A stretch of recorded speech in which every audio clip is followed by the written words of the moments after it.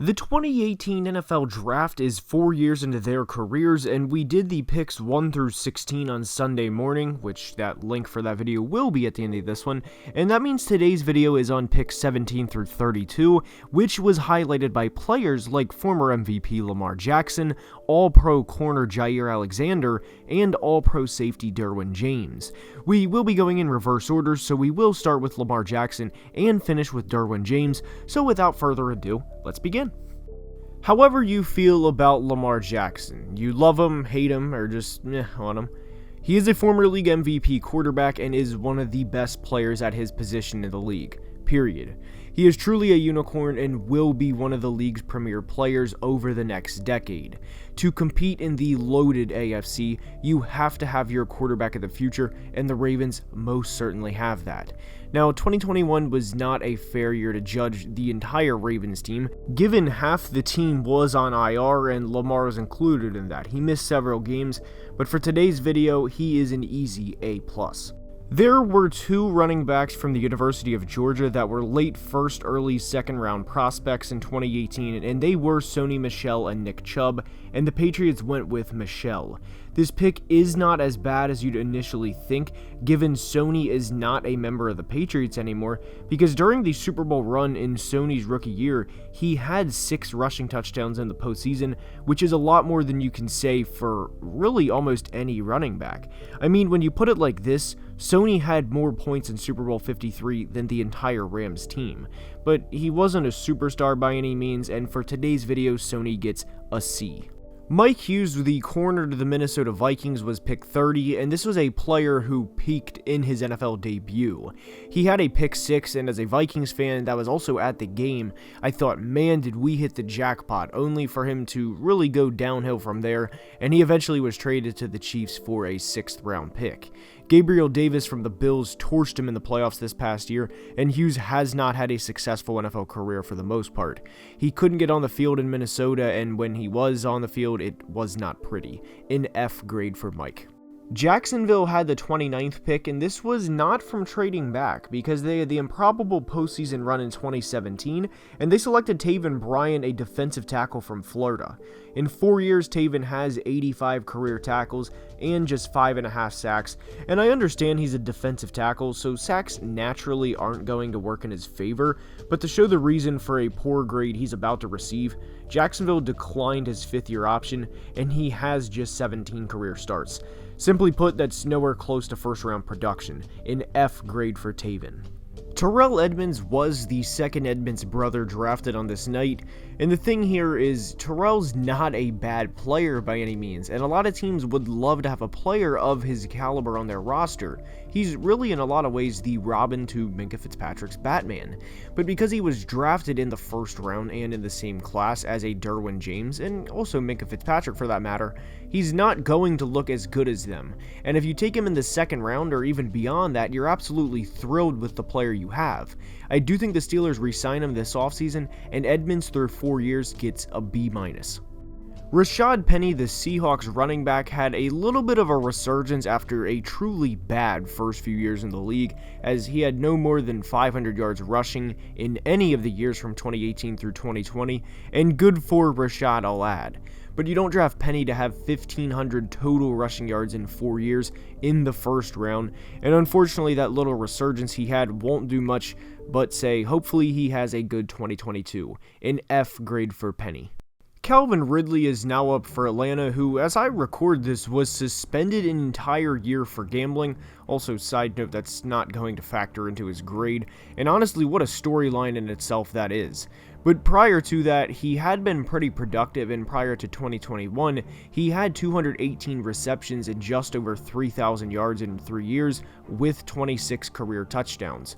For all we know at this point, his career could be done in Atlanta, and certainly not bad production, and no team would shy away from that if given the opportunity, but also at the same time with Calvin, we can acknowledge he's not an elite of elite receiver, and that's also fine because not everyone can be one of those guys. A B+ grade for Ridley. Hayden Hurst, the tight end from the University of South Carolina, was the Ravens selection, and I went over this in a full breakdown last week in a video, but I hated this from the start. They were a team with a veteran quarterback in Joe Flacco and wanted to get him some weapons and took a player at a position where it generally takes a lot more time to develop than normal.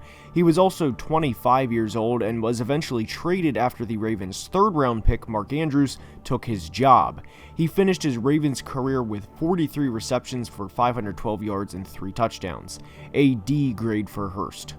One of my favorite players in the entire NFL was Carolina's first-round selection in DJ Moore, and he has been quiet and very productive all things considered since entering the league.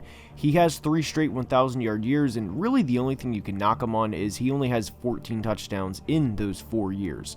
We try to reserve the A-pluses for the true elite of elite, and what I'd like to see is DJ with a great quarterback. But for now, DJ is not an elite receiver, and for that reason, DJ receives an A grade. Isaiah Wynn, the offensive tackle to New England, was their first selection of the night, and this pick was acquired from the Rams in a trade for receiver Brandon Cooks. As we know, the best ability is availability in the NFL, and Wynn has not exactly been available for New England. He's played more than 10 games in his career just once, and has never made it a true 16 or now 17 game season staying healthy. I wish him the best in terms of health moving forward, but his performance has also been shaky as well, a D+ grade for Wynn. Linebacker Rashaan Evans to Tennessee has been pretty consistent over the first 4 years of his career and has been a key contributor. You need players like him on your team, and as we know, teams that win Super Bowls have the big-name superstars, but in a lot of ways, it's players like Rashaan Evans that make teams go. He is a solid football player and one you don't mind spending a first-round pick on if this is the result you're going to get. But like with DJ Moore, he's certainly not a superstar household name, and through 4 years, Evans gets a B+. Center Billy Price was the Bengals' first-round pick, and he is now a member of the New York Football Giants. Billy was traded for B.J. Hill, a defensive tackle who was a third-round selection later in this draft class. He has never started a full season's worth of games, and in his final year in Cincinnati, he started just 1. To make matters worse, he was a 24-year-old rookie, and this pick really never worked out from the start. Price played in 42 games and had 19 starts over 3 years, so that does count for something, so it's not a true F, and because of all of this, Price gets a hard D. Contrary to Billy, Price was a much more successful center in Frank Ragnow of the Detroit Lions. He has a second-team All-Pro and a Pro Bowl to his name and will, over the next couple of years, be a part of an offensive line that bites kneecaps. Detroit fans, I love Frank, but I can't give him the same grade as another interior offensive lineman in this class in Quentin Nelson, so due in large part to this, Frank Ragnow gets an A, though if it makes you feel better internally, you can say A+, and say Quentin is an A++. The Boise State product in Leighton Vander Esch was pick 19, and this is extremely tough to grade. Unfortunately for LVE, it's been seemingly downhill after his rookie season, and this is a player who won't get re-signed because of all of the players making big money in Dallas. The dollar only goes so far. So this brings us to a question of how much do you place, or how much value do you place on a very good rookie season, followed by not being able to live up to the hype after. And factoring in a player who played 4 years as a top 20 pick, we give LVE a B-. Next up is corner Jaire Alexander, and what people may not realize is Jaire and Lamar Jackson were college teammates at Louisville, and Jaire was the selection prior to Leighton, and fun fact, Green Bay's first 2 selections in 2018 were corners, and Jaire has more than panned out for them, and that's really putting it mildly. Jaire missed a lot of time in 2021, and I don't hold a singular season missing games out on players in terms of their draft grades. Obviously, for rookies, if they miss the entire year, it's incomplete, but for a player 4 years in a sport that is very, very physically demanding, it does not go against them. It only starts to go against them if they miss 2+ seasons, and Jaire is a lockdown corner and is an A+. Now we have reached Derwin James, the all-pro safety from the Chargers, and he is an absolute force when he's on the field.